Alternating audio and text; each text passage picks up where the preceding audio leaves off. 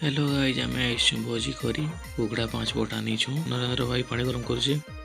जीतू भाई इन tiffin बनाऊे tiffin में देख काଣା काଣା अच्छे जे कुकड़ा काटवा लगे रेडी करा कुकड़ा कटा चली गुड़ा मांस भाई मैंने रांधुन दुईटा गेम खेलुन मांस देख के जे तेल खेरी को भी रांधुचे इन देसी स्विमिंग पूल अच्छे देख एंत जगह भोजी करुँ आम भाई दुईटा इन पापड़ पड़ोसन ये भाई मन चिकेन रांधुन भात देल रेडी होगा ना पीवा लगे पानी अना इन काम सरला रहीछन जीतू भाई चिकेन रांधुचे चिकेन खाली मसला देखो ना चिकेन कम मसला अधिक ये जगह ना भाई मैंने फोटो शूट करुन इन चली